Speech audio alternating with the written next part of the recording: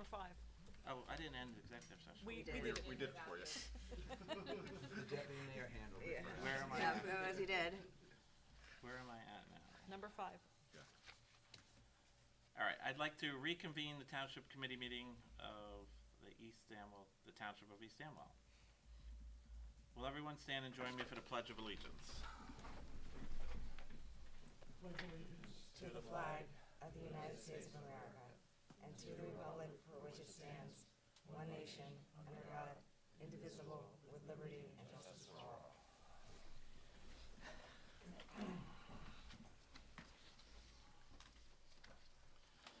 Okay. I feel like I'm skipping a lot. All right, this meeting is now open to the public for agenda items only. Anyone from the public? Seeing there are no further comments, I'd like to close the meeting to the public without objection. All right. I need a motion, item number 9, I need a motion to approve the minutes from January 6th, 2026. Pause a second. On Or pause. you can go. You can keep going. Where do you want me to go back to? It's good. It's just, it's a really long delay, so I All right, I'm gonna, apologize. It's like, number 9, I need a motion to approve the minutes for the January 6th, 2026 regular meeting and the February 12th, 2026 executive and regular session meetings. Motion by, So moved. I got Bev, and second. Anybody? second. All right. Number 10, Let's vote. vote, all in favor? Aye. Aye. Anyone opposed? Thank you for that. Number 10 was probably supposed to be special discussions. The number came off, so now we're off a number. But just so you know.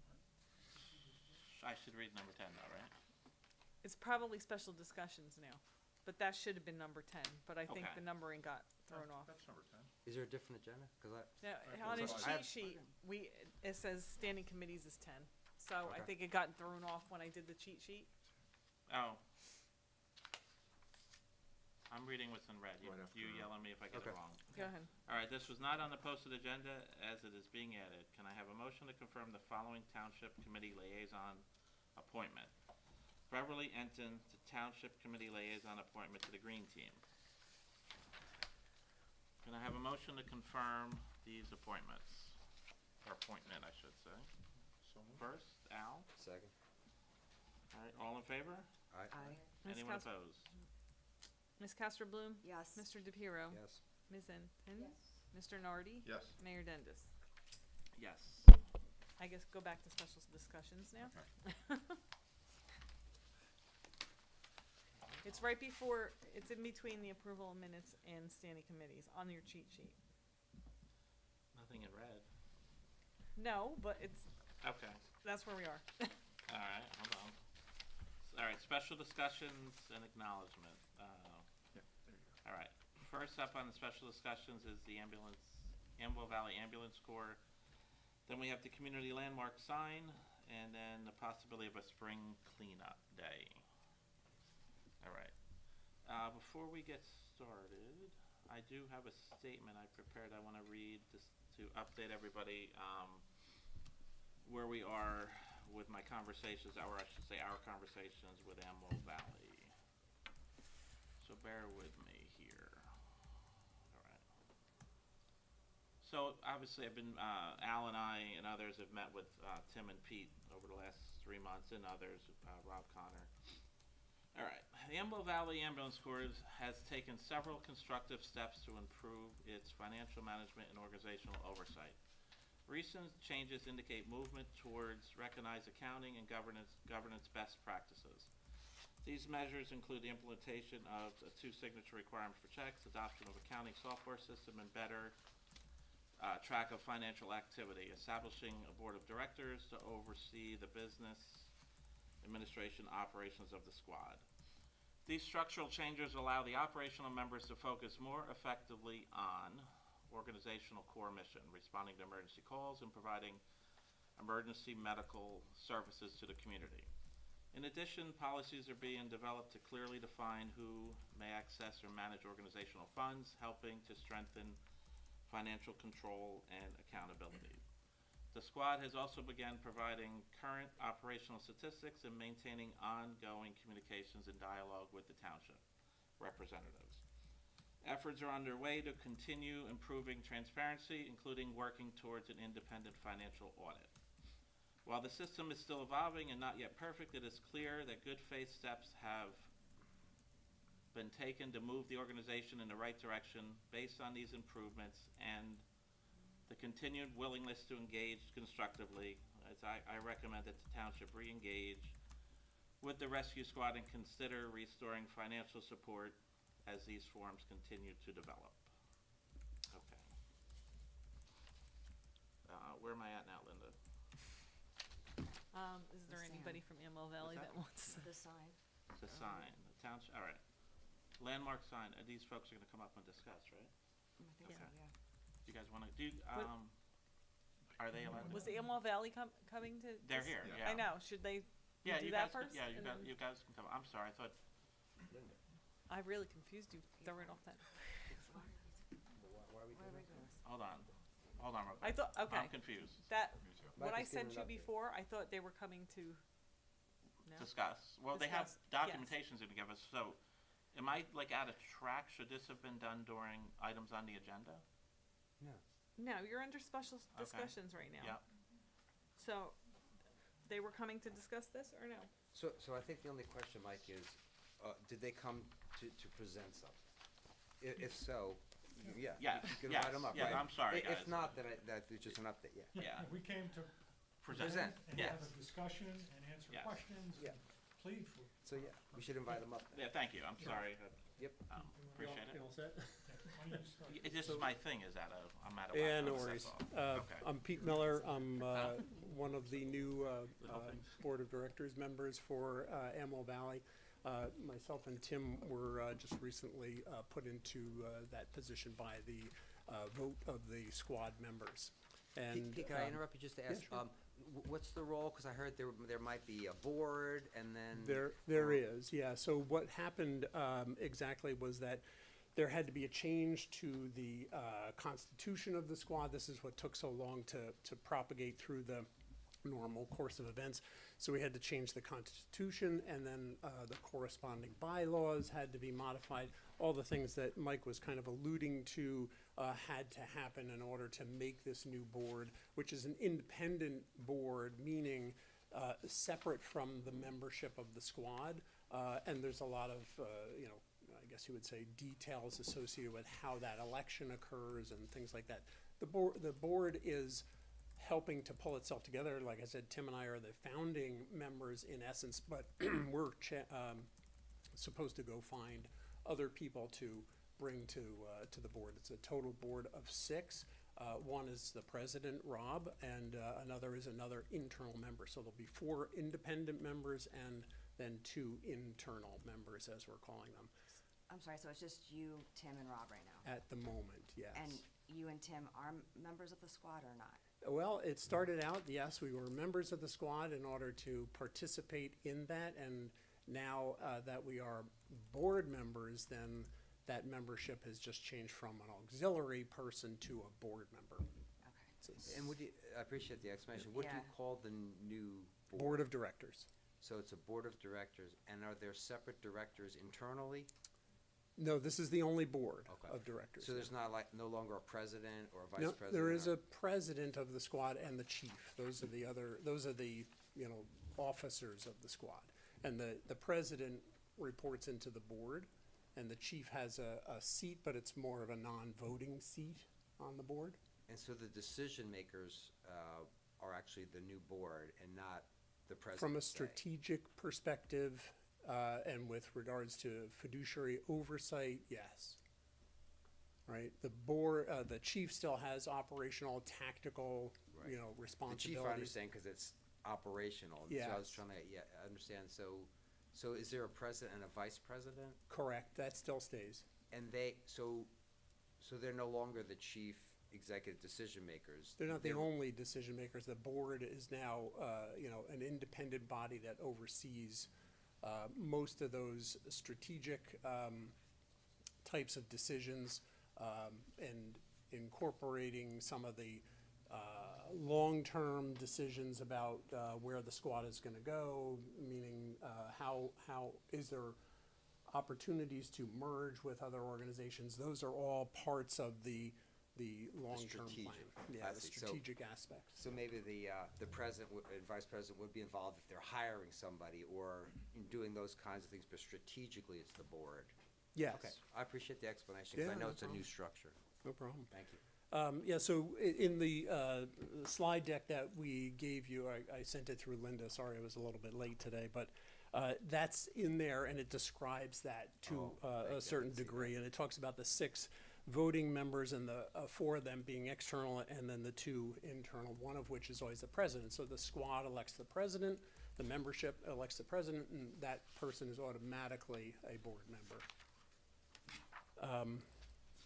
Other than that, the rest of what we wanted to talk about tonight was regards to the financial aspects, these parts that we've discussed with Al and Mike in terms of what the financial proposal was from the squad and how that broke down into the different components which made up the whole, right? So all that is in the presentation.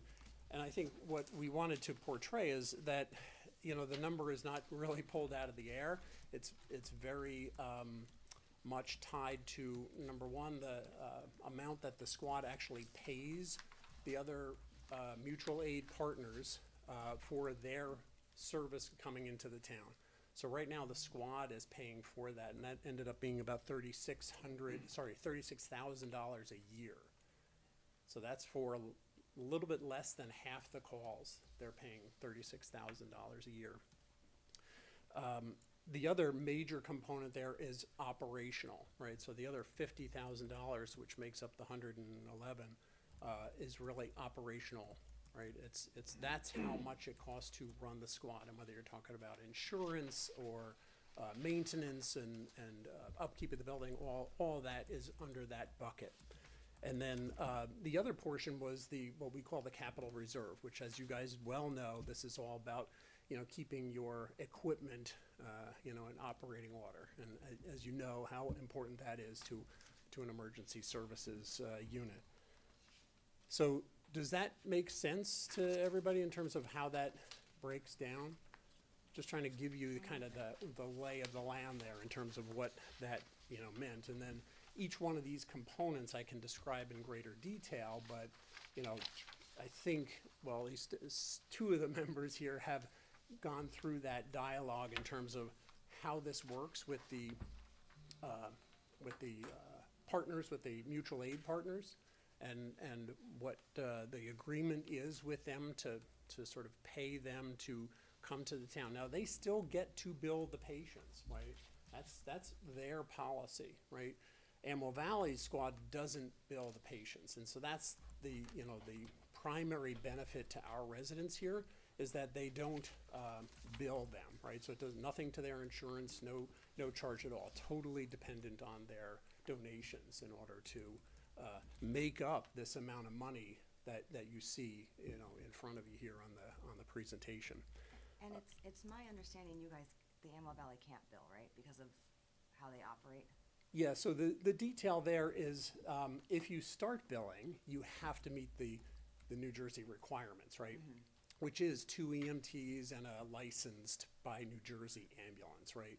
Those are the baseline requirements. Then you start to add all the other costs about, you know, billing is not just, hey, somebody sits down and writes out an invoice and mails it, right? Mm-hmm. There's a whole service associated with that.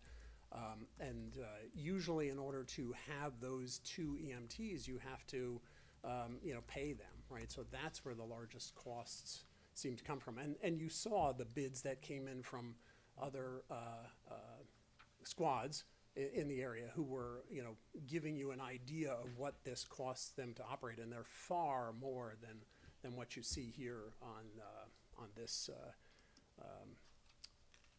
amount that the squad has come up with as a reasonable amount. It's a really good deal, I guess you would think about it, right? It only costs you a third, basically, you know, to run the operation this way for now. So we've had some, what I consider productive and really good conversations, yourself, Al, Rob.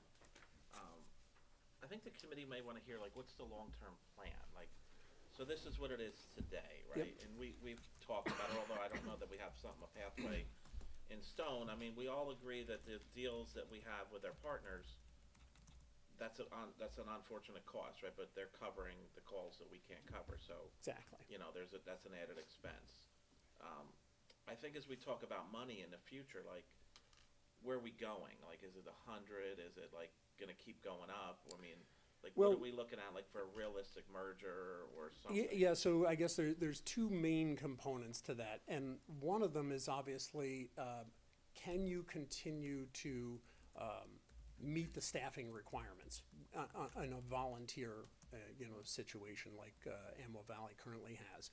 And what are those things that are gonna incentivize people to come and volunteer their time in the manner that they're volunteering? Because, you guys and the other committee members and whatnot volunteer time, but it's a fraction of what these folks volunteer, in terms of their time. They go to the squad house and they stay there for 12 hours at a time, and some of them are, I forget the numbers, 36 hours a week or something like that for some of these members who spend that time there, right?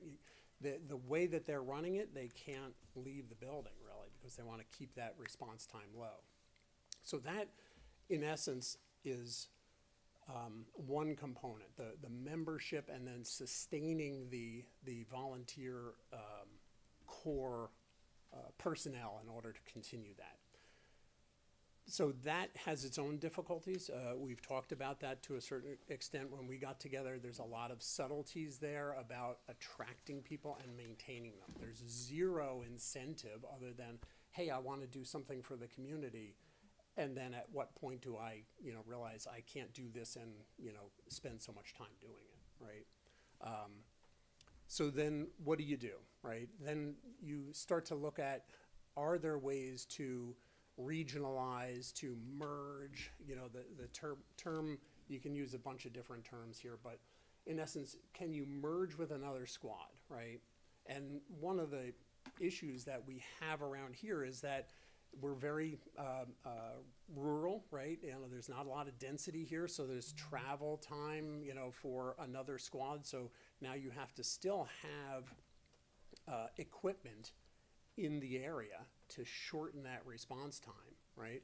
And so what can you do to minimize response time, maximize the coverage, right? And provide a reasonable service to such a wide area, right?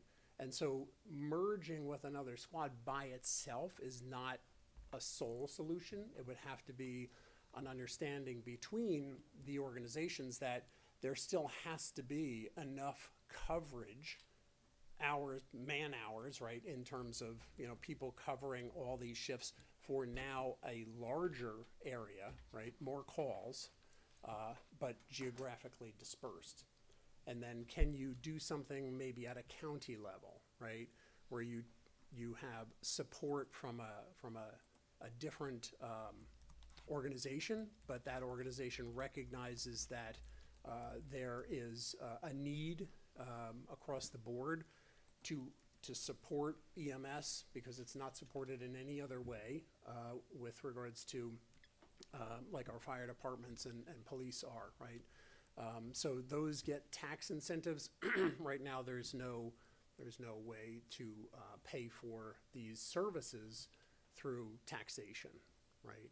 So, there's definitely discussions that can be had with the local squads to do some sort of a merger, right? What does that look like logistically? We have to dig into that. That will be part of what the board looks at, as well as talking to folks maybe at the county level and see what their thinking is, because we're not the only, municipality, right, that has a very dispersed area and has a relatively difficult time covering it with volunteers. Yeah, I think clearly that's the case, right? In Hunterdon County, volunteer organizations are struggling across the board. And, yeah, and beyond just Hunterdon, right? yeah. It's, Right, it's right, right. universal, Yeah. right? Okay. So Mike, I just wanna comment, I think it's very helpful that, that, you know, some other things are being explored to try to look for a larger More approach, sustainable, yeah. More sustainable, right, Solution. approach, looking beyond just the things that have been out there before. I'm also appreciative that, apparently, Amwell Valley is, you know, agreed to some financial safeguards and some more transparency in reporting and things, and, so I think you had, I know it's not the time for it, but I just wanted to say, to formally move to anything, but, you know, I think that's appreciated by me and probably the entire body, and, so it makes me feel like, we'd be able to consider, moving forward with some payments, and so we could raise that, but I just wanted to say that while you were up. My because- summary, by the way, that was pretty accurate. I talked to Rob last night and I shared with him my thoughts that I hit pretty accurate on what we've been talking about, some of the, at least with Rob, about some of the changes that have been made in accounting and things like that. Yes, Pretty you close know, to again, accurate. these are I the know things he's that not are here in tonight. motion. He's in Florida, probably in 85-degree weather. But, I did talk to him yesterday, the day before, and I kind of gave him a scenario of what I planned on saying, and he felt pretty comfortable that that's accurate. He did share with me that some of these policies are being updated and they're not out yet, so we can have a hard copy for members to see any kind of Yeah, procedural change, or the would that be accurate? constitution change was voted on, and that has to be just embedded in the actual document. And then the bylaw changes, I think, are in process right now. Specifically, the one you're referring to is the two-signature model, which is also a bylaw change. Okay. So And I know that you would be have another some month. paperwork probably. there. Is that the calls or something? This is just our presentation, same Okay. thing we gave to you guys. So how long officially before these changes take place, like the bylaws will? Typically, it's gonna take, you know, April. like you guys, it's a month Yeah, at okay. least, you know, they have to vote on it, and everybody really understands, you know, the rationale, so it's not a debate on that, it's just moving it through the process. One of the things Rob had mentioned that we're gonna start seeing is like the call, like percentage of calls that are being handled, like we periodically. Yeah, look at he it, is gives that- you that now, is my understanding. Yeah, but nothing, we don't have anything tonight, I guess, is that? No, I don't know, okay. sorry. No, that's okay, I thought that's maybe what was in front of Tim. No, no. Okay, all right. Yeah, I think one of the things is probably, I know we get intermittent reports from Amwell Valley, and I know part of the things that you guys were discussing include, you know, regular monthly reporting, first of the month or whatever, something like that, so that I think the flow of communication can be good. Well, and you know, that is the point, right? We wanna make sure that you guys understand what the squad is up against in terms of volume and how much we're having to pay out to the other squads, right? Because that's a very important part of this puzzle, right? Making this work is really heavily dependent on that aspect, right? And also to understand how many you guys are able to handle versus how many have to go outside, because Right. I think everybody's trying to get to a place where you'll be able to handle more and more on your own, so. Yeah, right, that is the goal, and, you know, unless we can come to a merger, Right, unless you you know. change the paradigm, Some right. solution is what No, we're looking for, yeah. And look, I don't, a different paradigm could be perfectly fine, so that's why I wanted to start by saying I appreciate, you know, the willingness to look at larger options and other options, and I also appreciate overall the willingness of the squad to, you know, deal with some of the issues about financial accountability and making sure monies are looked by overseen by the right folks, and there's now apparently a check. So, I mean, these to me sound like very positive things. Yeah. I'm appreciative. This is the point of the independent board, right? To be able to give some oversight to that, give some visibility into that if that's what's necessary. But the whole thing is for naught if we're not, you know, being able to be funded, right? So I will tell if you funding two that we things I can did. get from the No, community, we right? understand that, and that's just part of the process, Yeah, So what I've done, by the way, since we've last met, I have an open line with Senator Turner's office. I told her our problem and see if there's money available. And I don't know if you had a guy, but there's a guy that Governor Sherrill's office contacted me as the mayor. It's a direct line to her, and he has it. He texted me back today and said it's on her desk, seeing if we can get funding, because I is don't it know, I can't. grant or you're not sure? I don't know. Not sure Yeah, yet. I think they're building their budget now, and Yeah, so true. he's like, I put That it should in have front- come out he- today, So actually. apparently, at least I don't know about Governor Murphy, she's assigned like somebody to contact every mayor in a certain region. and is a direct contact to her office, and he calls and texts, and could be a robot, but I've talked to him. Yeah. So, I mean, So anyway, I've made every request to them, told them our problem, like, we need funding, right, we're a small town. Yep. I don't see how we could fund $100,000 right now. So I'm pleading my case to see if we can get money coming from the state and other areas, for sure. and that's why these sort of upped procedures help us too, because we're trying to get more funds for the process. And so, they all work together. So the more, you guys are willing to. Yeah, anything you help need that. from us to support, underpin, whatever you wanna call it, that, help you make a case, Right. right? Yeah, perfect. Happy to do that. Appreciate that. Yeah, I've shared with these guys whenever I can, the dialogue has been 110% better. Like, it's been looking forward, positive. There's a framework of a plan that I just didn't see, before you guys came into the picture, so I think that's helpful. I don't think the committee's in a position to make a decision tonight, right, on funding, but it's something that we have now, and I'd like to just make a couple of remarks if I could. Because I just wanna really reinforce this slide. So I don't know if you've had a chance to see it. $111,000. If you look back over the last three or so years, the donations from the township haven't been made. Right? Now, I'm not saying this covers that gap, but part of the problem we're in at the squad is because of this lack of funding. So this is not like aspirational. This is a requirement. Without this level of funding, this rescue squad may dissolve. And then you're in a situation where you're gonna pay a lot more. This is a deal. And I just really want to reinforce that this is a deal. Because if you think about the way we're structured as a town, there just isn't enough volume here for anyone, even if you're a billing agency, to make any money. You just can't.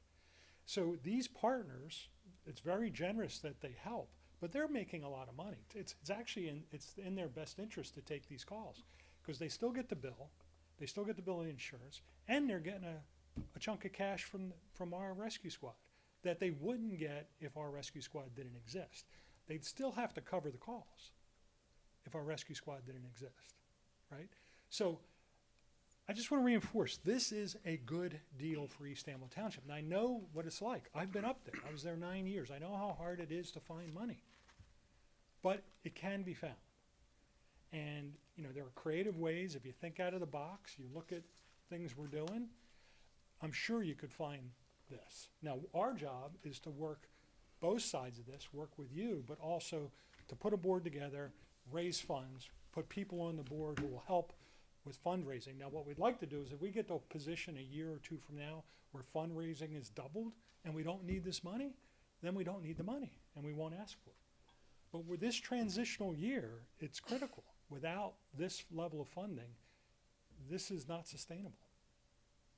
But I think that's what Mike just said. We're trying everything. We're trying to get grant money because we don't have it sitting like under the table here I understand. to But give out. So we're doing everything we can to and help I you guys. appreciate that, but I know, I've sat in your seats, but we all know the pace government works at the state, the county, the municipal level. But the urgency is there. This is 2026, right? Funding is required. Unless some appeals can be made to the residents, some big donors come up and show up, it's not a really good situation. And primarily because of this mutual aid. That's money that doesn't benefit our rescue squad at all. It goes right to other rescue squads, right? So even if you gave us 36,000 and only 36,000, it's like giving it to the other squads. It doesn't give any capital or growth or fundamental funding to the squad to increase. And unless that's viable, we can't recruit new members. We can't get them to stay. Because the problem is someone joins, they stay for a while, and then they say, you know what, there's not enough 911 calls here in East Amwell to keep me excited. And they move on. That's a problem we're always going to face. But until this is viable and humming, we really won't be able to recruit members. So we have to keep what we have, we have to stabilize the ship, and we have to put strategies in place for longer term stability.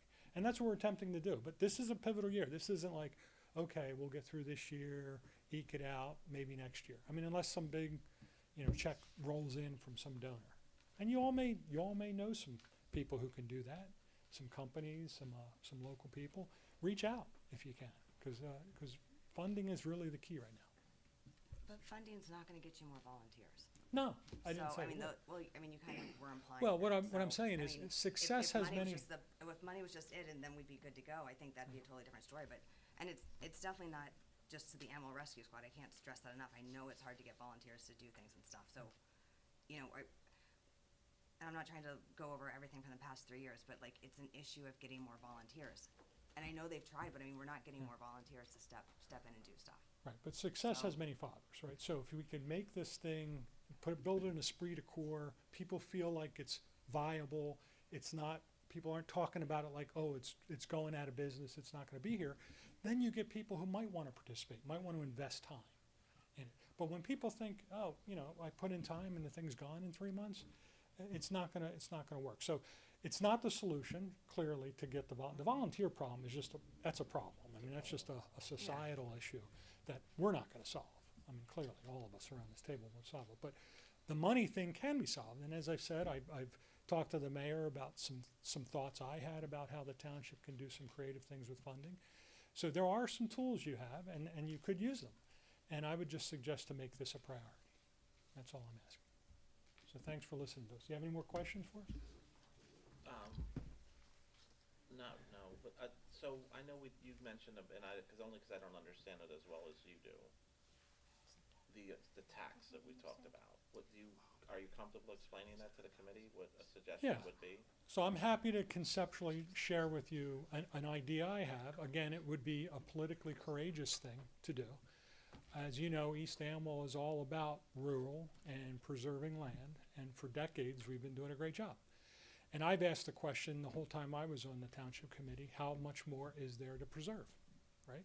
And if you really look at where we are as a community, there's not much more opportunity for preservation. And if there are opportunities, the bulk of it is handled at the state and county level. There's very little that has to be done at the municipal level for these transactions. So one thought is it's like a balloon, right? If you reduce the open space tax, which you can do by ordinance, the amount of that, you can raise the regular tax equally.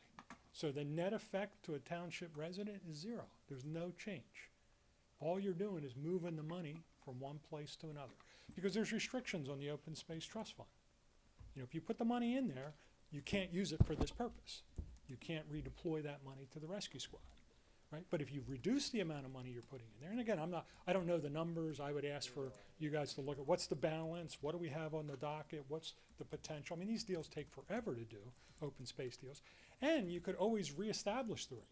You know, you can always reverse it in the future because it's done by ordinance. All you have to do is change the rate.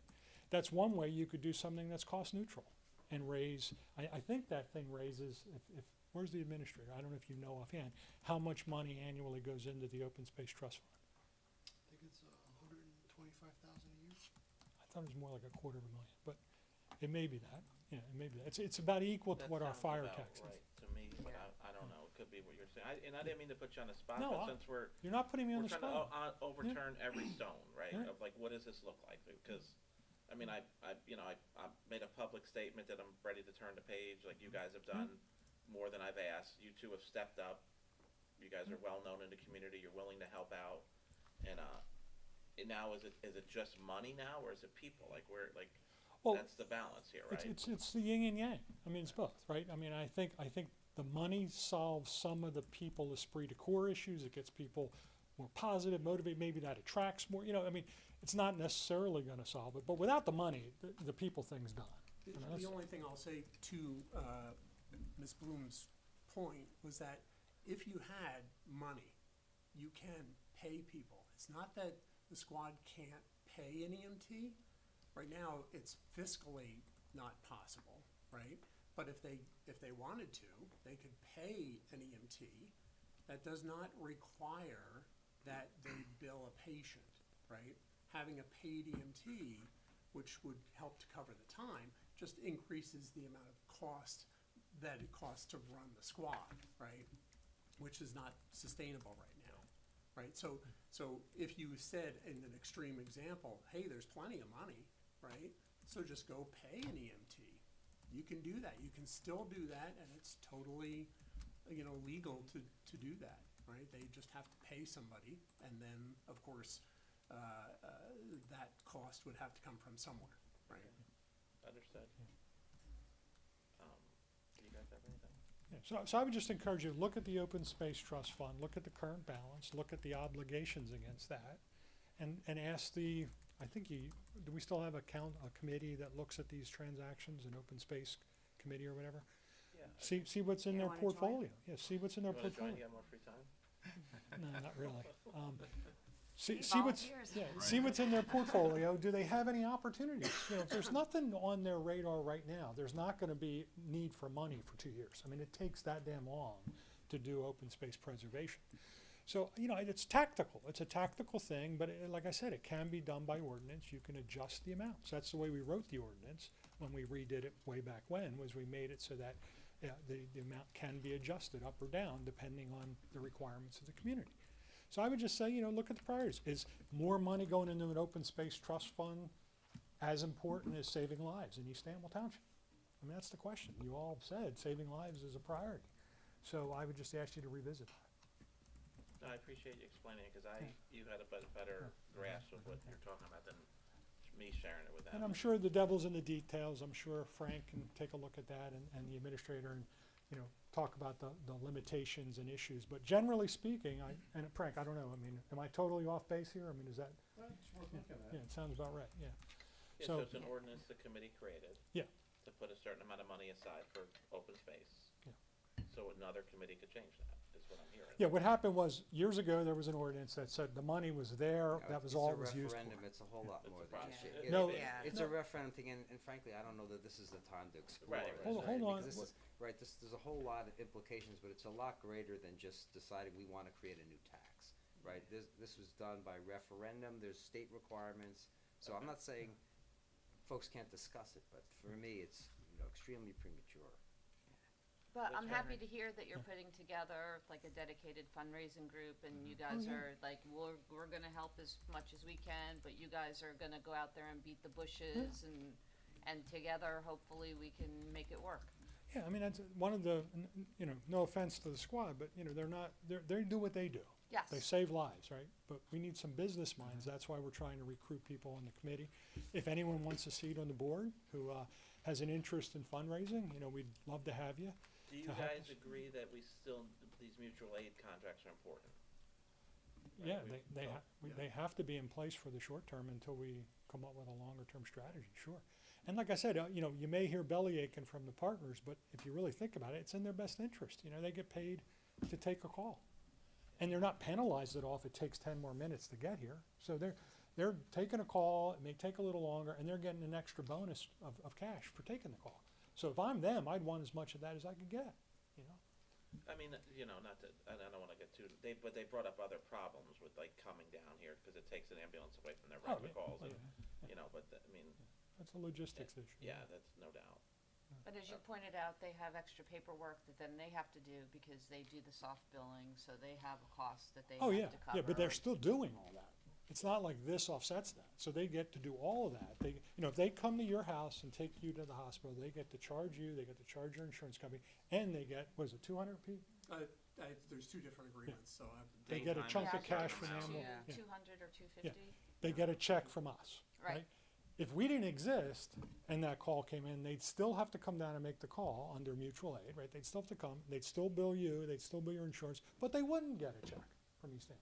So from their point of view, other than the time it takes and the moaning about, oh, we've got to go down there and take calls, they're being compensated. Now you could argue, it should be 250, should be 270. I mean, they could argue about the amount, and that's what we'll do as we renegotiate these things. But until we could cover the calls under the model that the township, that this squad has, we need that. That has to be in place, and that's a pass-through. That's not like any investment in the squad. That's just money in, money out. Okay? No, thank you, that was helpful. Thank you. Thank you so much. Meeting with you guys and the rescue squad and with our mayor, I think we've made great strides. And, Okay. And you should all have this. glad you're And if you need open-minded any to more things. information, we can get you whatever you need.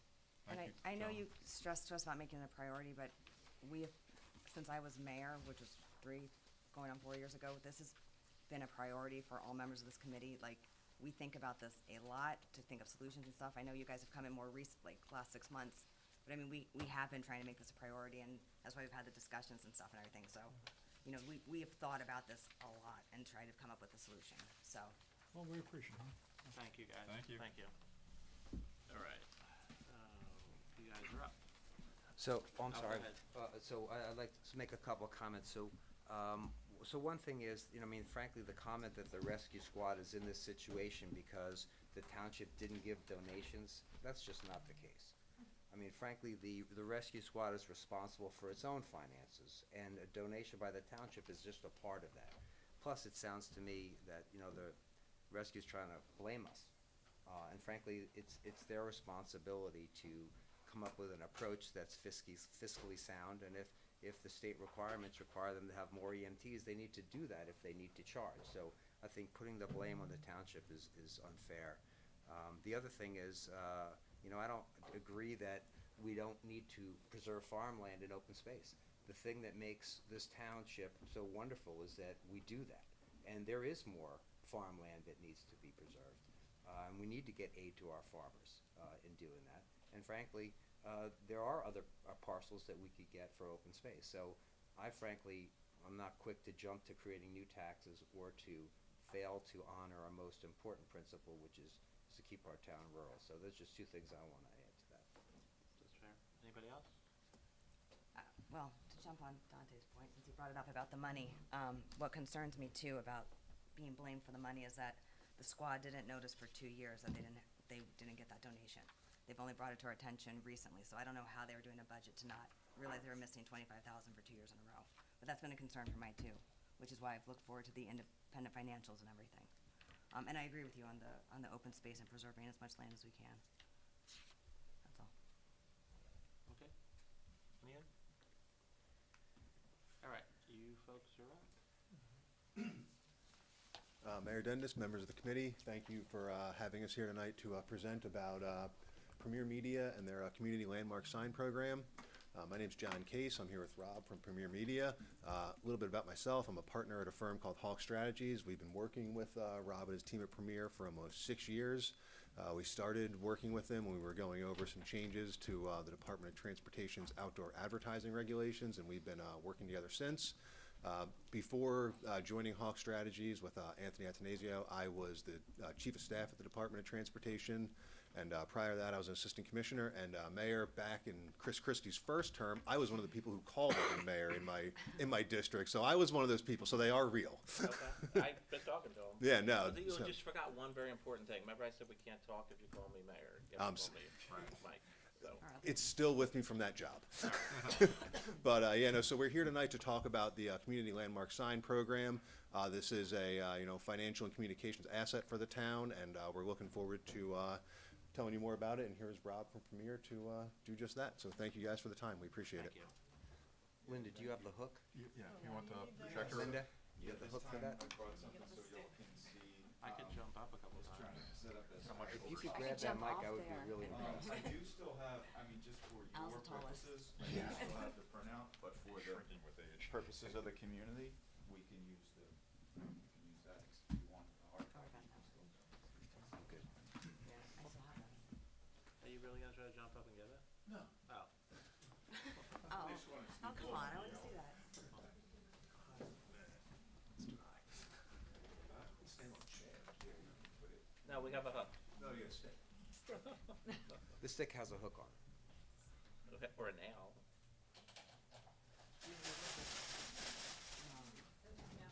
I want to go stand on the side. I'll come around.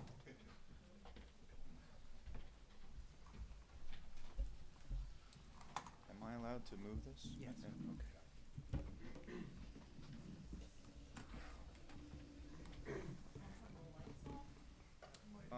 We can in a moment, or at least in one.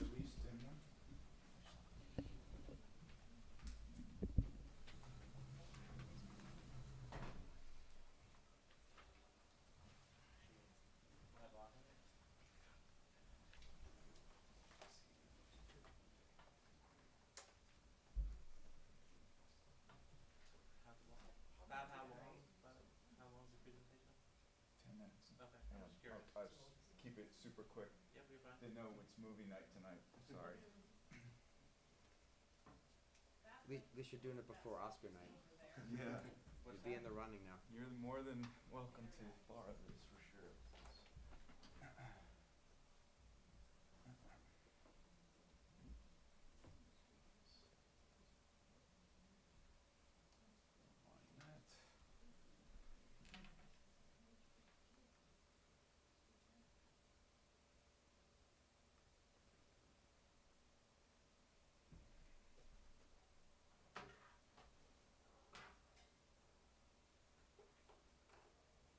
Okay, I think we're pretty good. Good size. Okay.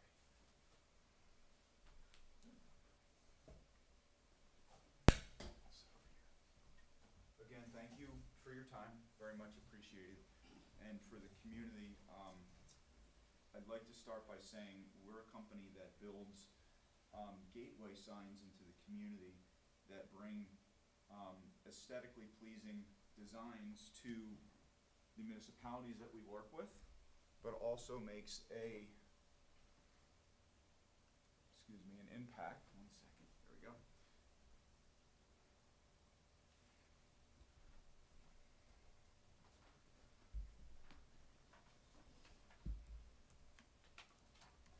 So what we do is we have signs that we build throughout the United States and many within our local communities in New Jersey and Pennsylvania, close to home. Signs that are called the community landmark sign, which essentially are signs that have a welcoming feature into the community that says welcome to East Amwell Township, but also provides platform for communications like things like giving small businesses opportunities to market themselves, events that are happening in your community. Essentially taking what is your website, your newsletters, etc., and having a platform to communicate local events.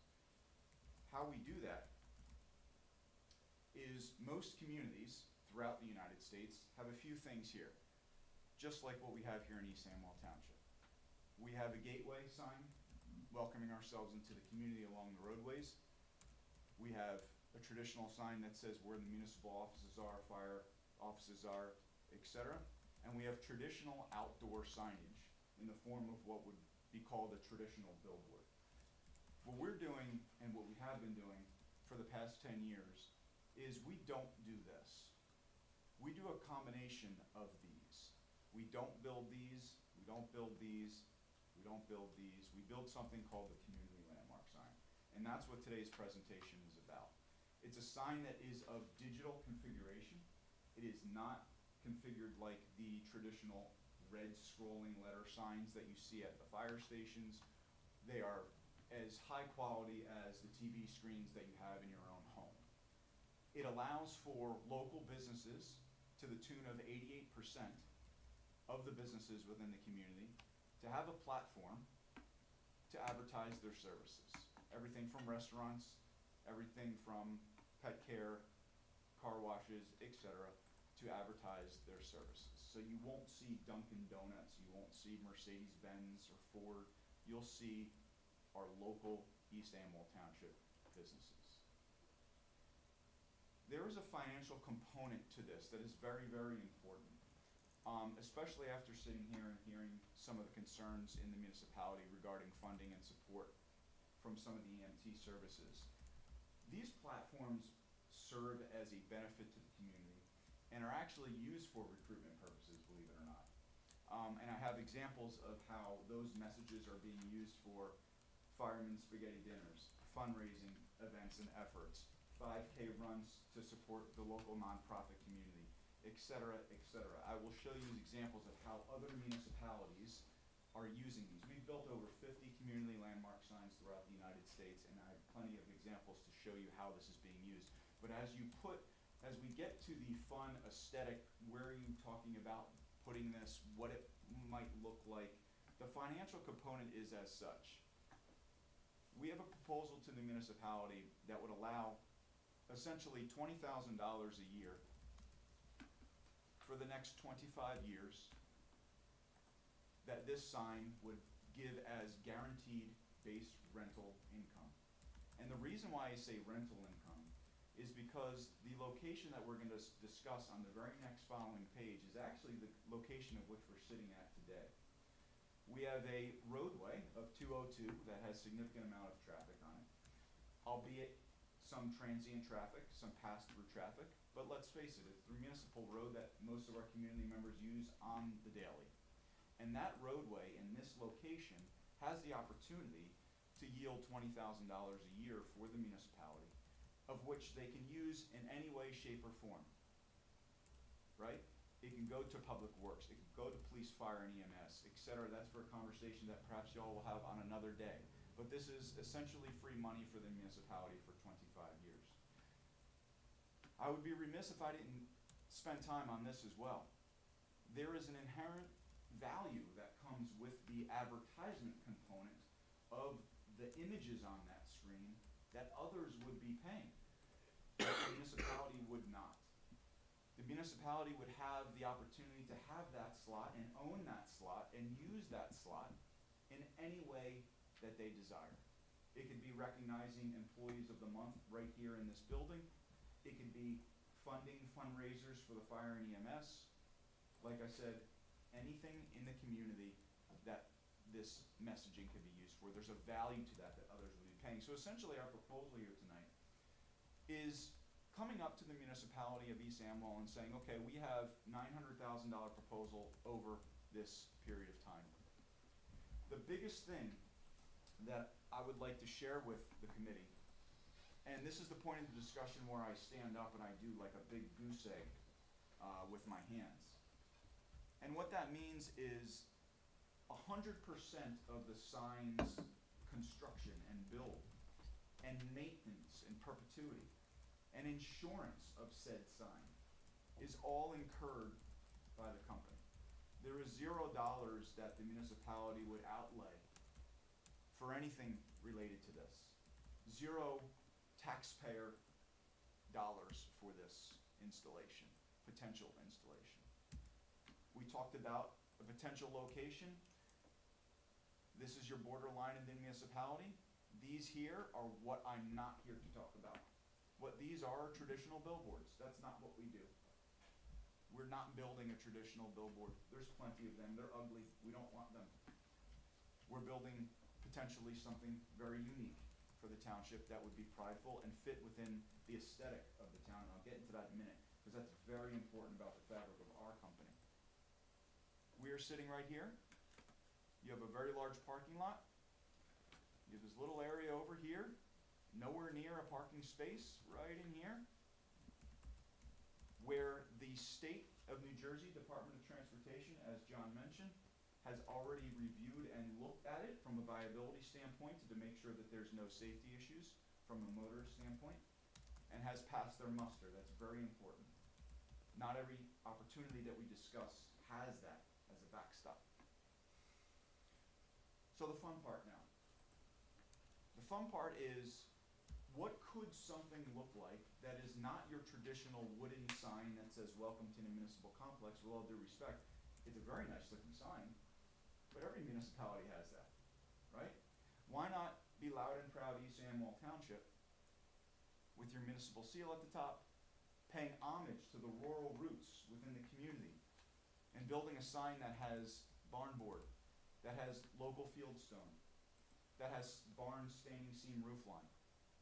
Now these are all aesthetics that people think that our company is very crazy for, right? Because in the traditional business, in our business, the traditional business is let's stick a pole in the ground or a piece of wood like out on the farm and put a little message on there. Well, that's a billboard, that's not what we do.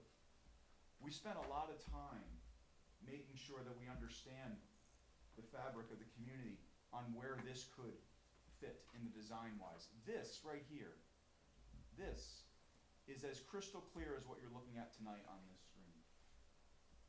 This is what makes money for the municipality. This is what is an economic development play for the municipality and the businesses that you have in the municipality. They're yearning for another platform. The municipality is also looking to complement potentially what you're already communicating out to your residents. It would be an asset for more information out to the community. The This is what it potentially would look like. You have this space. The proposal is a one-sided sign, meaning only headed eastbound.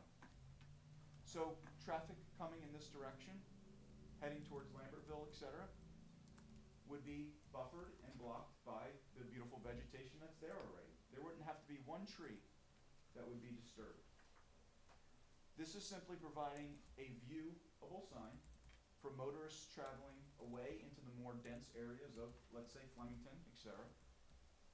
But people know you're in East Amwell Township. You're not in Raritan. You're not in Flemington. You're not in Hopewell. You're not in Lambertville. This is loud and proud East Amwell Township.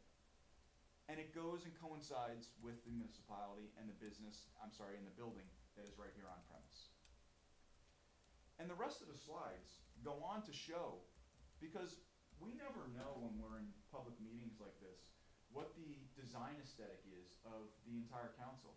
One council member may be a little bit more traditional in design. Another may be a little bit more abstract, a little bit more, let's call it outdoor art, if you will. So what we went on to do is we wanted to show you a few examples of what something else could look like. Design number one, I just explained the features of that. Design number two, again, could be something using more wood and natural materials. What would that look like? Something like this, tucked very nicely. The vegetation would kind of just hug around, and we provide all sorts of planters and brand new vegetation all around here. Again, at zero cost for the municipality. Design number three, okay, something different. More of a field stone. Loud and proud, East Amwell Township, sits up a little bit higher, might look something like that. Another design, more of a rock wall, more nature, bringing more of the elements of nature into the base of the sign, still using that faux barn board, if you will. Municipal seal on the side, welcome to East Amwell, more at the base. We would plant vegetation and bring in the rocks and the boulders and make it look like a very much of a gateway feature. Again, another more simple design, using more of a farm, traditional white picket fence, vegetation, barn board, etc. These are all designs that we would be open to exploring with the municipality. And I will tell you, before we go on to, and this is probably the most traditional design, which is really just a rock base. Every single one of these signs that you see, or proposed designs that you see for council to potentially consider, costs anywhere between $750,000 and $1 million to build. Now that seems like a lot of money, and it is. It is a lot of money. And that's why our company is very different. We'll spend the money to make them look like they belong within the community, okay? We're not here to put a stick in the ground and a TV screen on it. We care what these signs look like. The rest of the presentation is other examples, and before I click through, I just want to preface by saying every unique spot that we build throughout the country, that push pin, that latitude and longitude is different from sign to sign, from site to site. You can have a roadway that's 35 miles an hour that has 16,000 cars a day that go on it. Or you can have a superhighway that has 124,000 cars on it, whereby the sign would need to sit higher and be larger. Bigger is not better in this business, in our business. Appropriateness of the design and the size to fit within the community is what we do. And that's, I want to show you other examples and how they fit in the communities, and this will go very quickly. Y'all have seen this probably, and yes, this is us. This is on Route 1 heading out of West Windsor, going up past the Forestal Center into South Brunswick Township. This is on Route 1, 112,000 cars a day. This is not Route 202 in East Amwell, okay? I will tell you though, that design that I just showed you prior, that's the design we use there. The mayor and Township Council wanted to keep it very simple. What's funny here is a quick aside, is we built this on a on a jug handle. As most of you know, jug handles in the state of New Jersey are owned by whom? The Department of Transportation. Can never do anything on land that they own. But guess what happened? There was something very lucky that occurred here. South Brunswick Township owned the center of the jug handle. So they said, oh my gosh, we're cutting grass on this, we're paying our resources on this, We might as well activate the land and make money. We have $65,000 a year going to South Brunswick Township because of the amount of roadway, traffic, volume, retail, et cetera, different. The mayor came back to us after we built this. The sign was already up and built. And he says, you know what, we just came up with a brand new approved municipal slogan for our township. Hey Rob, can you incorporate that somehow? And we said, Mayor, we just built the sign, it costs $870,000. No, not really, but if you'd like, we'll explore it. This rock wall right here was an extra $40,000, just because they wanted that included, and it worked. It worked within the municipality, it worked within the contour of the land itself. But this is a big sign, way bigger than what's proposed. They allowed us to build a second sign on Route 130 that's much smaller in nature, but had to sit up a little bit higher. This is on their sewer pumping station. We matched the brick aesthetic to go with that. And there's countless examples. For those in the back that I had the pleasure of hearing some of the trials and tribulations of your business, look at how South Brunswick is using that for blood drives, for graduation classes, for Tree City. Congratulations, municipal days, Bridge Lane closings are out, movies in the park. Okay, they're using the sign that way. Howell Township in Monmouth County, 3 signs. 1 at their municipal complex, 2 at other parkland that they own. How they're using it, summer concert series, recycling day. Hey, township meeting tonight, 7 o'clock. Community welcome, please come. Okay? Across the river in Bucks County, in Ben Salem. Easter egg hunts. Foundation and scholarships at the mayor's. Drain projects. And this one is one of my favorites, and there's more examples. This one's one of my favorites because it's using vegetation, lighting, planter boxes. All of this is done by our company. And how they're using it is right here.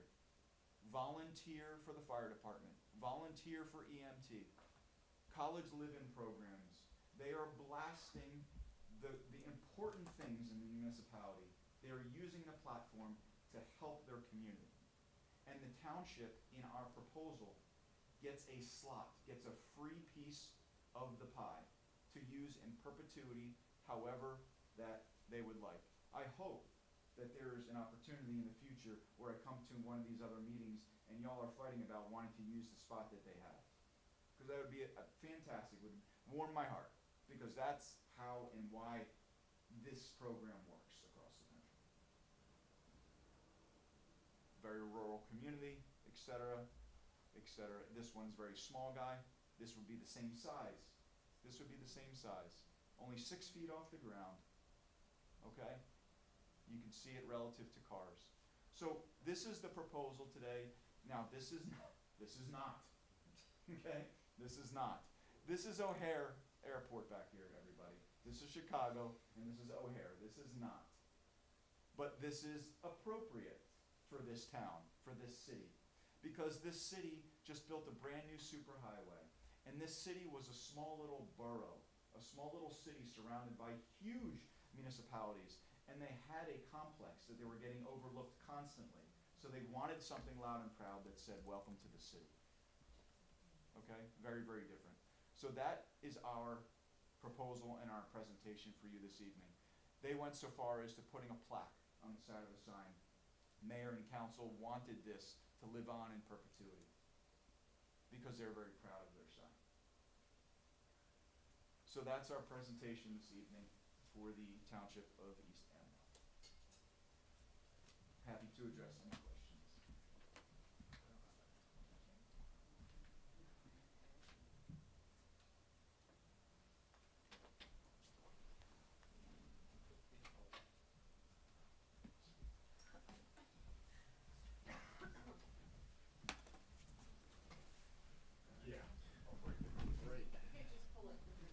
Good workout. Pull it down a little and it'll go up.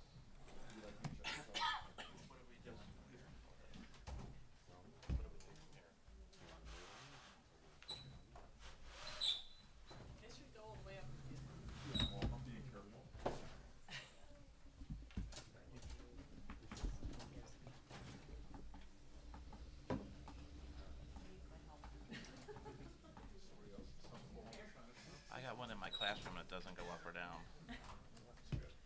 Bring it over. You just have to tell me what to say. So I'll make a motion. Thank you, gentlemen. Charlie told me to talk. I just, Takes a woman.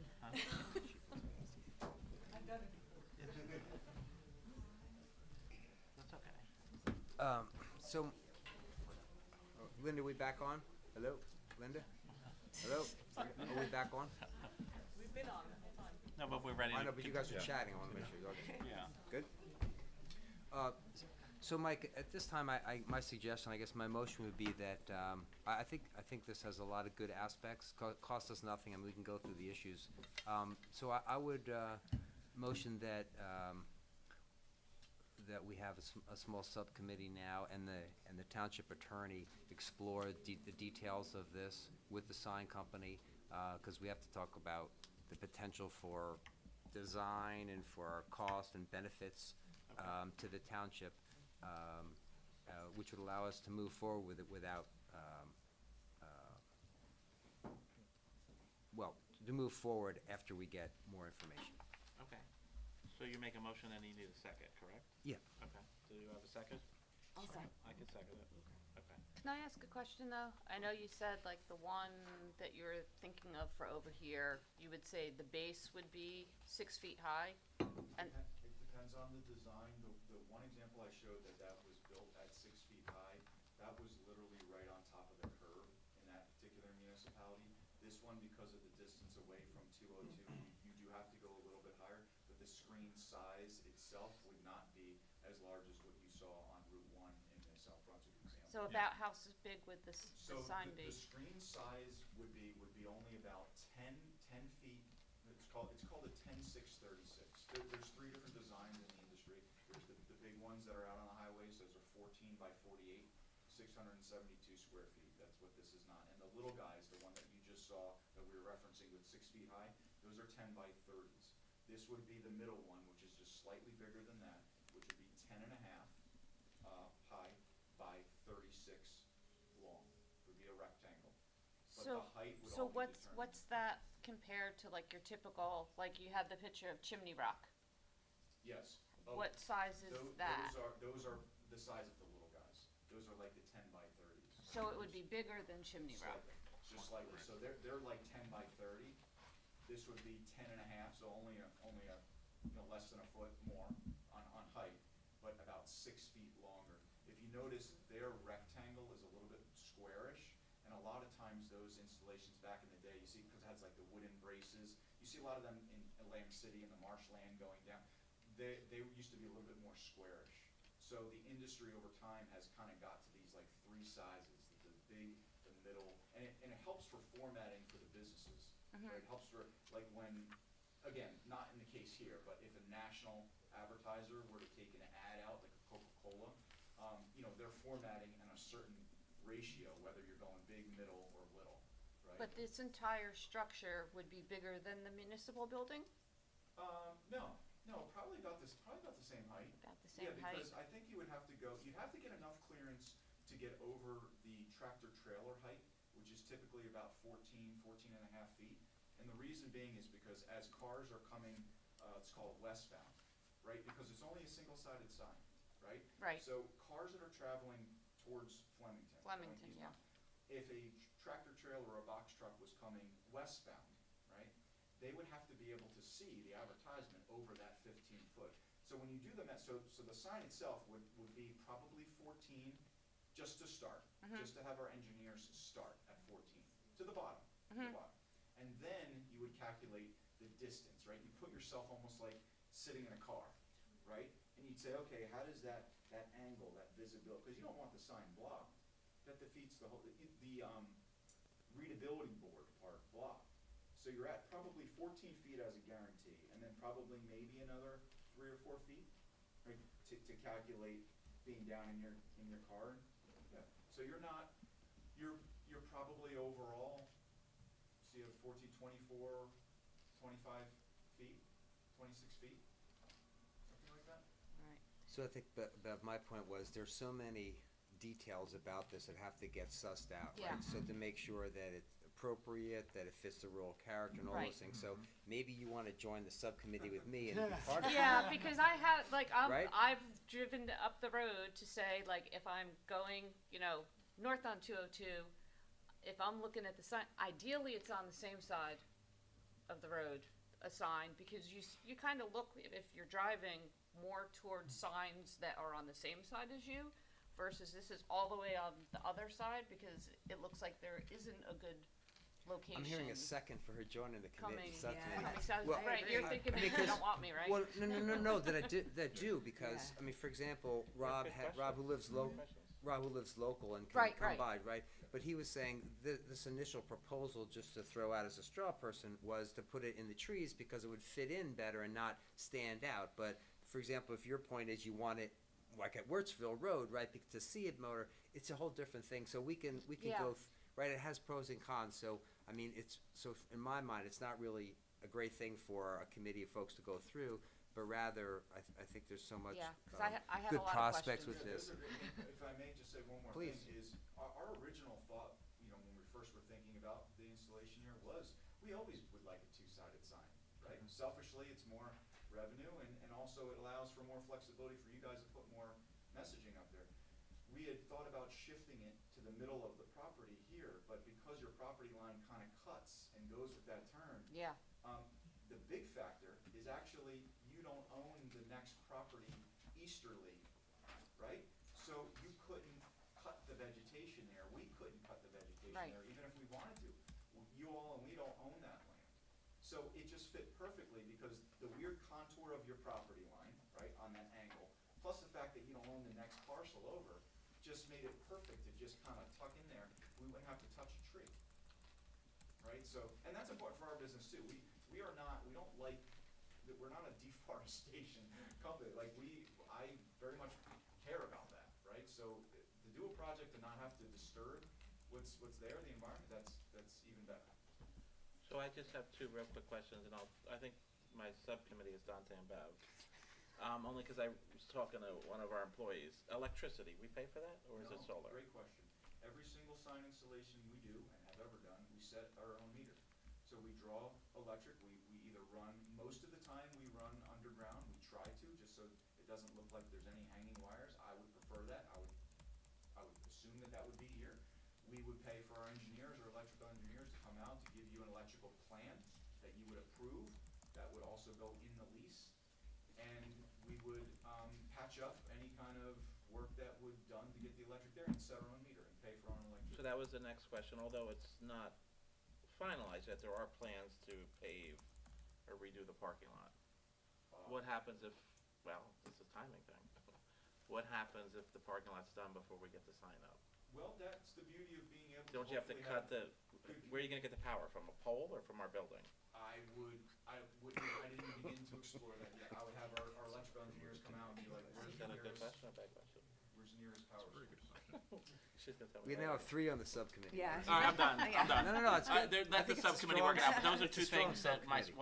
the staff had said, well, this sounds great, but what about this, what about I that? can go on the record by saying it will never come from the building, never draw from the building. Okay. It will always come from either JCP&L or PSE&G setting either another pole or a transformer. We've had to set ground transformers on the ground, on poles. Okay, We pay for all that.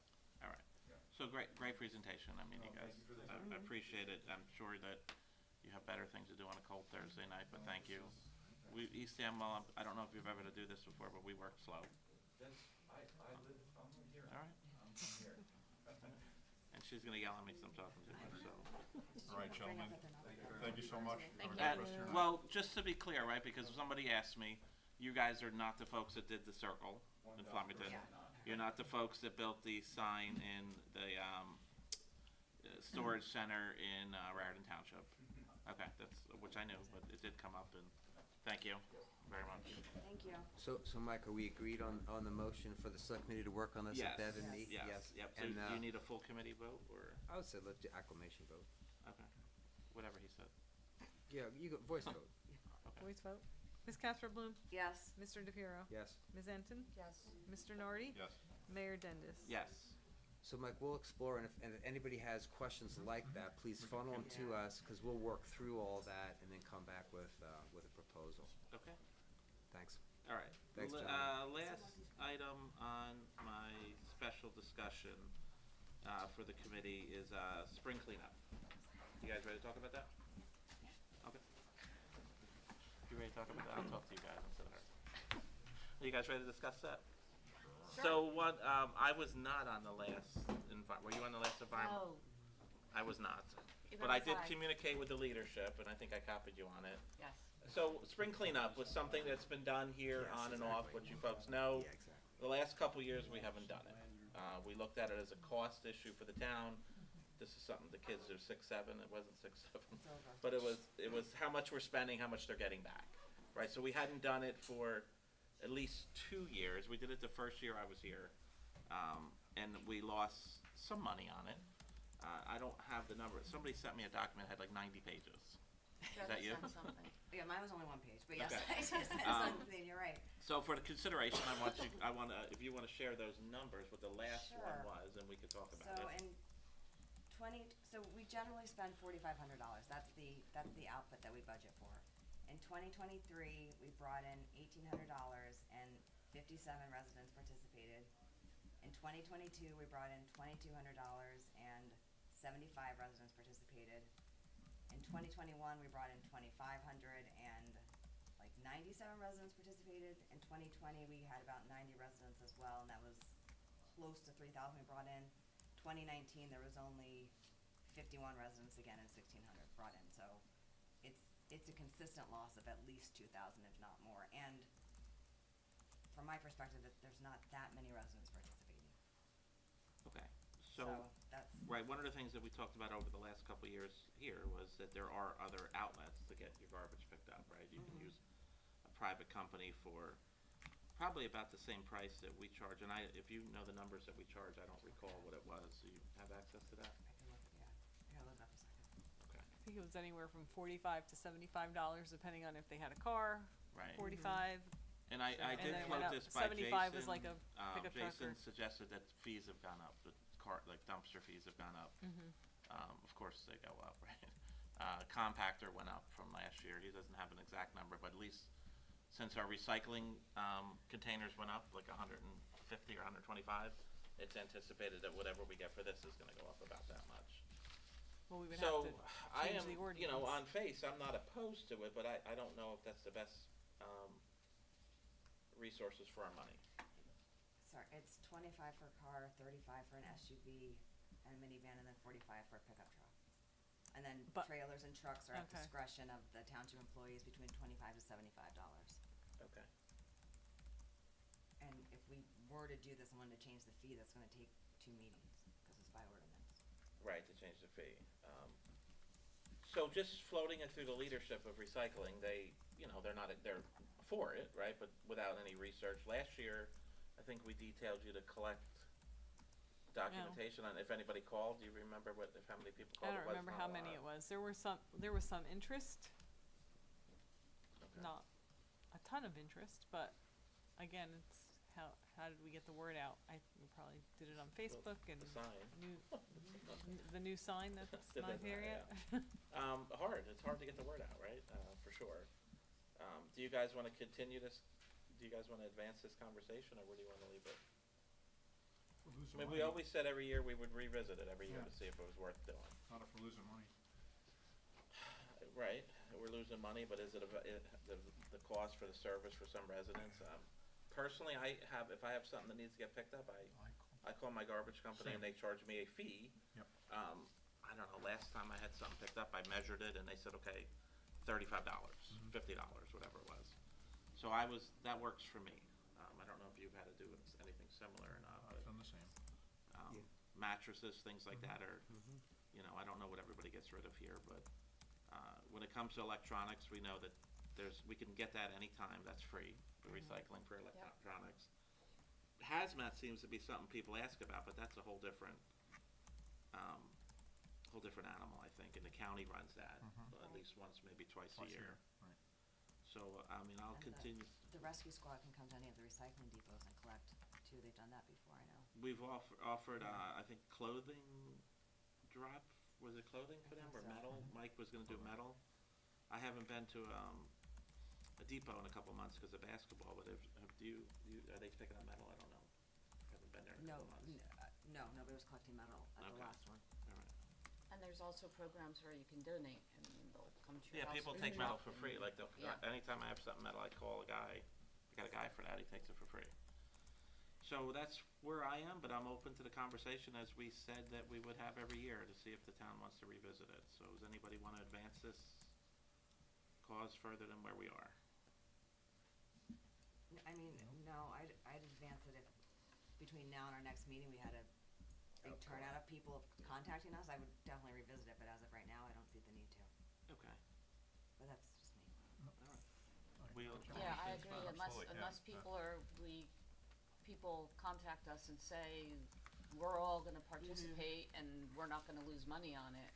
Otherwise, it seems like there's other ways for people to dispose of items. yeah, I agree with that. Okay, alright, turning the page then. Alright, I'm past 10 already, Linda, correct? Yep, we're at All right, ordinance I'm sorry that we're here 2606. a while. I'm on number 11, right? Ordinance oh, wait, yeah, I already confirmed Bev. 2606. 2606, second reading. Linda, please read by title. Ordinance 2606. An ordinance amending chapter 43 of the general legislation of the Township of East Amwell to address the requirements of the Fair Housing Act, FHA, and the Uniform Housing Affordability Controls, UHAC, regarding compliance with the township's affordable housing obligations, and an ordinance amending Article 3 of Chapter 75 of the general legislation of the Township of East Amwell to address the requirements of the Fair Housing Act and the Uniform Housing Affordability Controls regarding compliance with the township's affordable housing obligations. So Mike, if you want, I'll repeat a little bit of what I explained last time. I was just about to say explanation, defer to Dante. Okay. As I described in detail at the March 2nd Township Committee meeting, this is a state mandated ordinance to implement the Round 4 obligations. All municipalities have affordable housing obligations that are created by the state, and our professionals went through the requirements for this round of plan and created the ordinance to deal with the various factors that we had to this time. A lot of it is procedural, some of it is substantive, but it's not a major change from prior times. We are under a deadline to approve this, again, as established by the state and the process. The plans have been, again, worked up by the professionals. They've been sent to the planning board for consistency determination, and the planning board at its last meeting determined that this ordinance was not inconsistent, to use the technical term, with our existing land use plans and housing plans. Something that we have to do, it's language that we need to have in there. It's form language that is being used in all the municipalities based on municipal obligations this time around. Okay. Meeting is now open to the public for this ordinance only. Alright, seeing no one from the public, closed without objection. I need a motion to adopt ordinance 2606. So moved. Second. Dante, then Al. All in favor? Aye. Aye. Ms. Casper Bloom? Yes. Mr. DePiero? Yes. Ms. Enton? Yes. Mr. Nardi? Yes. Mayor Dendis? Yes. Alright, number 12, ordinance 2607, second reading and possible adoption. Linda, please read by title. An ordinance amending Chapter 92, Article 7 of the general legislation of the Township of East Amwell to amend the existing Laverson's Corner and Ringo's Village affordable housing overlay zones and adding the AH1 overlay to Block 22, Lot 1. Explanation, Dante, do you want to pick up? Yeah, so as we talked about last time, this ordinance would amend the inclusionary overlay zone, which is one part of the affordable housing plan. And again, the minor change to the overlay zone to deal with set-asides is mandated by the state, so we don't have discretion. But adopting this would put us into compliance, and therefore, like the other ordinance, make sure that builders cannot force housing developments on us by a builder's remedy. So it's protection for the town, and again, the requirements are mandated by the state. Okay.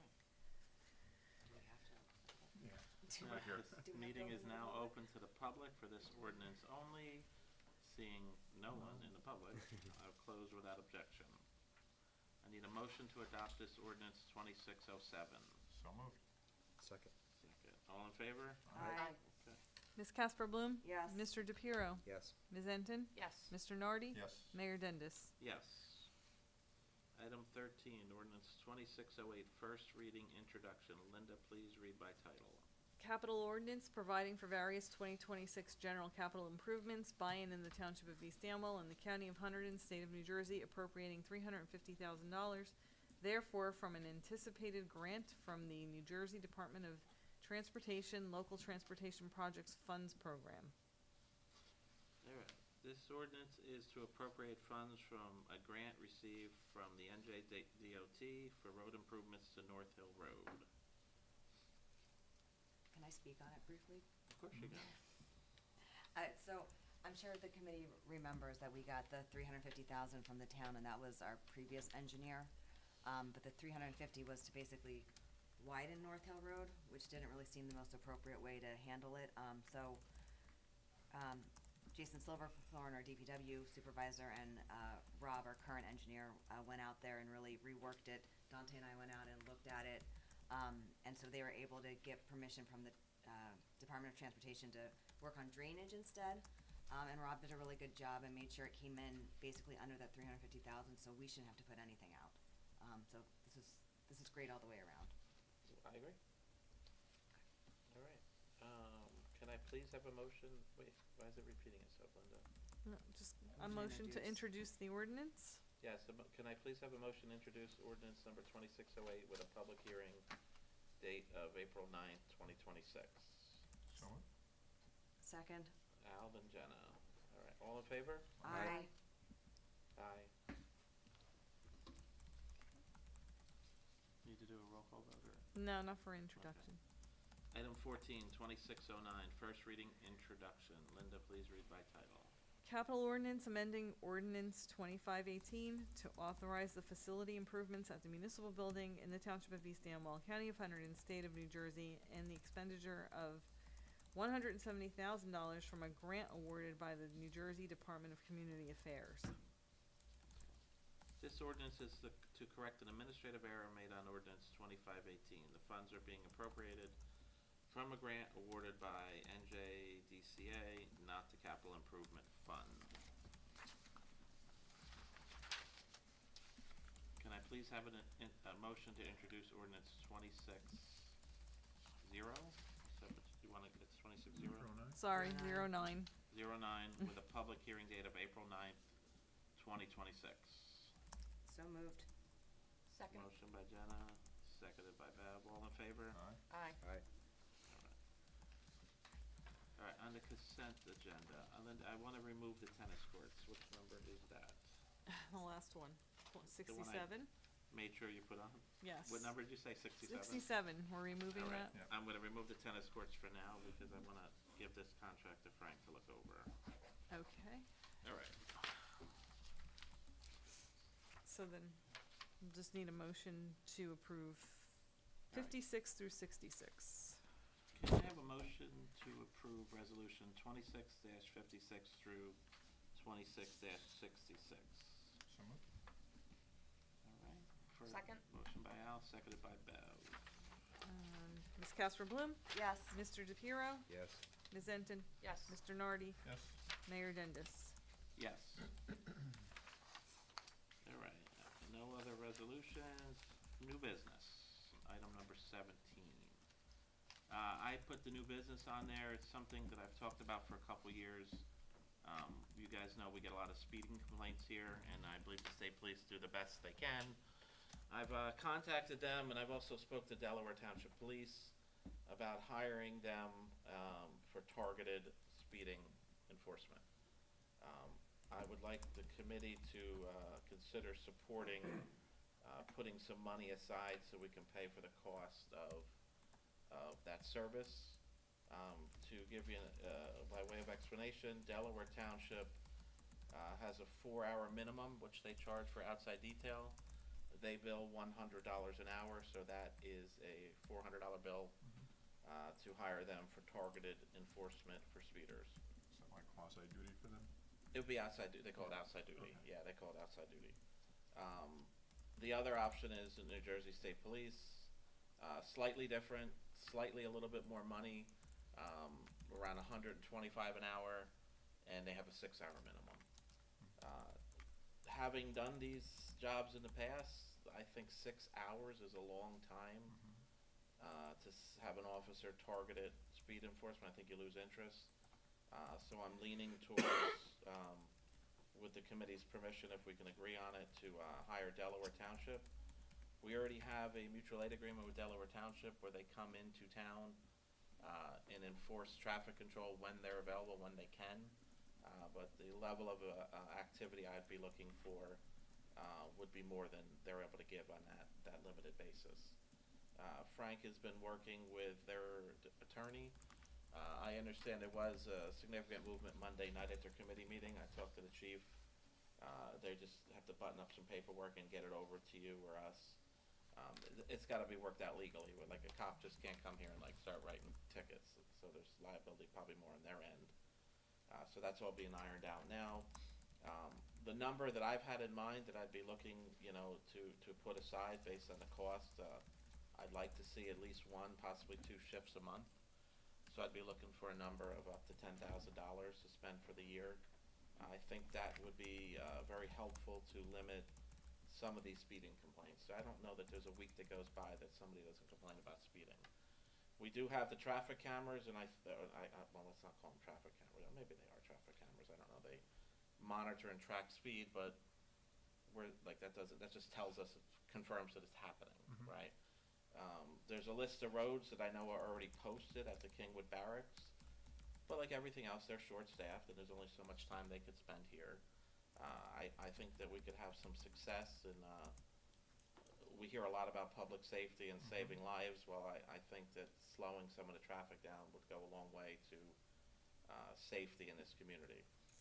So that's what my new business is. And do the speeding tickets come back to East Amwell Township? Yeah. When they go to court?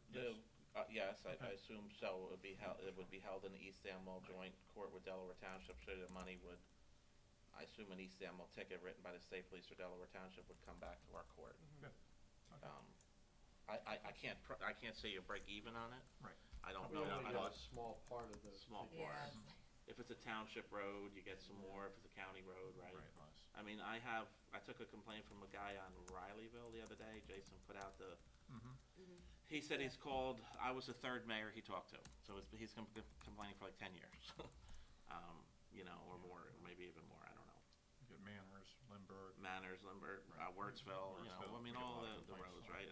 I don't. I'll support that. My goal isn't to have them sit on 202 and pick Yeah. off people going to Pennsylvania. It's our local roads, Yeah, right? yeah. I think that's a good idea. Delaware Township said they would be able to keep a record and show us, like, I was on this road between this amount of time, and I stopped 3 cars, wrote 1 ticket, whatever the numbers are. I imagine the state police could also do that, but it would probably be on a handwritten form because they don't track tickets the same way local towns do. So I would also, because the state police is our primary agency, I would also, if we can put some money aside, I would want to probably share some of this with them so they can also, pitch in. That maybe when Delaware's not available or something, that's something we could talk about. So any thoughts, suggestions? I'm That's a open good for idea. conversation and dialogue. I don't know how to move it forward if you guys support it, but that's what I'm asking for. Yeah, I support as well. I mean, I would just say, as you and I discussed, Mike, I'd gotten the DPW staff to make sure that they're putting up your speed is sign at various places and Right. moving them around, rotating them around so that folks don't know it's there. And I know you've made sure that DPW is doing that currently. So I feel, this would augment that effort, and the two of them, I think, provides a significant movement toward calming traffic, and especially for a township that doesn't have its own police. The way I like to look at those speed and, your speed is signs, that like verifies or disproves somebody. People that see cars go by, they think they're always doing 100, right? right? This record keeping, what I'm trying to get to is we won't waste resources. We'll know what roads to put people on. If Jason, we move these counters around and we'll say, look, well, truly on this road, there's a problem versus this road. Yeah, so that residents understand your speed is signs have digital chips in them that are Yeah. recording for us number of folks, the speed that they're going. And as you and I talked about, Mike, therefore we can use that as evidence for what's happening. Right. That can then inform when we have these rotating police coming in. It could help with the discussions I'm having with DOT, trying to get them to help us with signage, Traffic calming, especially yeah, with sure. traffic calming. So, sure. again, I think the signage that we have going already is great. I think I appreciate your work in getting this opportunity. I think it's well worth it. And as just well. so I know the room is empty, but for folks listening, just to be clear, because I've been in this business a while, our cameras are not recording license plates. They are not recording the make and model of your car. They're simply recording an object Right. traveling past a fixed point at a certain speed. Right.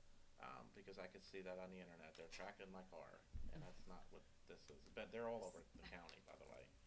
All right, I just want to make that clear for the large audience. So how do you want to move this forward, Mike? Do you want a motion today? I would like a motion today. Can I jump in? You certainly can. I'm not, I think it's a good idea. I'm not opposed to it at all, but can we, like, before we do the full 10, can we have like a checkpoint at like Of a couple of thousand into it before Of we? course. Yeah, Yeah, of course. that's what I would like to say, like, Do you want to have that worded in the motion, or Yeah. yeah. Mhm. like a quarter, like the first Yeah. 2,500 or the Yeah. first? Yeah. Just to give us an Quarterly. idea. All right. Yeah, I think it's that's a fine. good. And just as a Okay. reminder, the last time we did this, they stopped mostly East Amwell residents, so that was Well, speeding. That's what what John that's what said. you always hear happens. Everyone says it's someone else, and then when you enforce it, When it's John was on the locals, committee, but- that's what he told us. I remember. I'll be getting pulled over. Can I ask a question? Yes. Do you have any control over time of day, how many hours you spend on each location? Well, so to say control, Or once the suggest cop your gets the influence? job, like we would give them the hours we wanted, I guess, if that's what you're asking. I Yeah, talked to like- the chief about that in Delaware. He said, no, you tell me what you'd like. Let's make up Saturday morning 8 to 12. Yep. He said, I'll post it if it gets filled. You got it. If I can't fill it, then let's try different hours. And do the officers then pick and choose where they go in town? I think we would give them a list of what's the most important, where to direct them. Okay. We And do they go certainly- and spend in a 4-hour shift, do they go an hour in one location, hour another location? I Or think they that's spend gonna be 4 officer hours? discretion, but they seem pretty willing to take some guidance from us on where's our priority. Yeah. But I do caution, having done that job, to be specific with officers, like to give them, we'd like Manners hit, we'd like Wurtsville hit, we'd like the Village hit, and make up another road, Yeah, exactly. and let them rotate through at their discretion.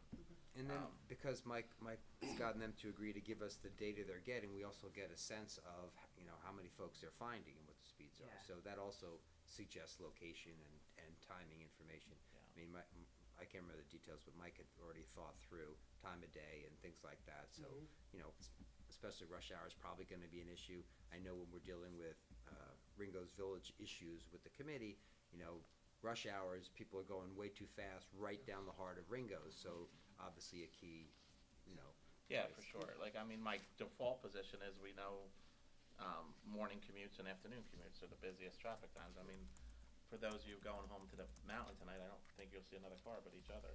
Right. So to have somebody out there on a Thursday night at 9 o'clock on Linvale, I don't know what we're doing. Yeah. So Okay. I think we'll figure out, and I think the data that we've been collecting could be helpful. Personally, I think we could use that.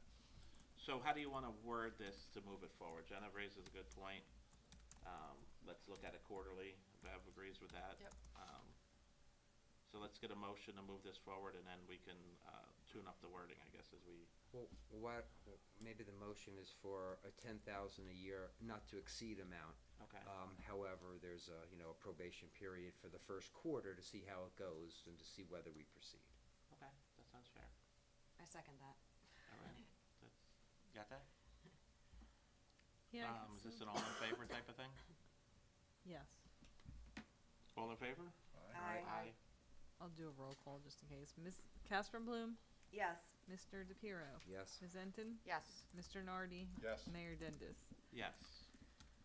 So I think that once, the chief gets the paperwork and Frank agrees to it, then we'll start. See, there are already vendors in our system, so I checked with the CFO, there's money available. So, that part of it is not gonna be a problem, I don't think. All right, that's my new business. Does anyone else have new business? So new business, old business, the mountain road that we approved the money for and the grant money and everything's done with it. Rob also did a really good job. He's combining section 1 and section 2 to go out as one bid, which should save us a little bit of money. It's going out to bid like tomorrow, and I think they were going back like an April 2nd bid return. Correct, yep. So hopefully by I think April it's gotta 9th. be awarded by the end of April. Okay. So the goal is by our April 9th meeting, we'll know who we're gonna award the bid to and get moving on Mountain Road, so. Since you did mention Mountain Road, and I forgot to mention it earlier, a resident was here last month, or when we passed that ordinance to do Mountain Road, and commented that we are paving it within like 10 years or something. I checked with Jason. Mountain Road hasn't been touched since, let me get this right, 2000 and 2001. So the residents that are here, and well, not listening, we go off a list that our DPW supervisor gives us. I don't drive around the town and go, this is the road, this is the road. He gives us a list that hasn't been touched in 25 years.